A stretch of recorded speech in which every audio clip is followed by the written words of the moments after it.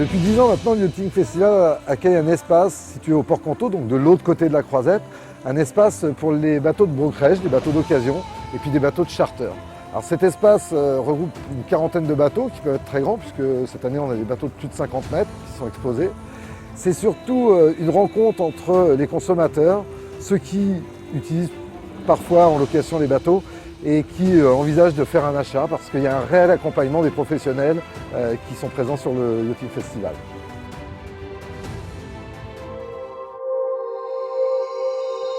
We're here, we've got 6 yachts on display during the Canto Yachting Festival this year.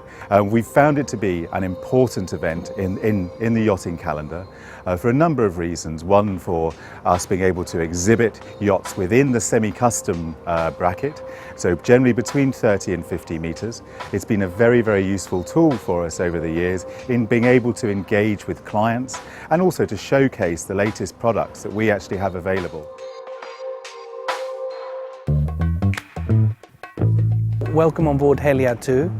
Heliad is a 33-metre motor yacht delivered in 2013, built by Lynx Yachts.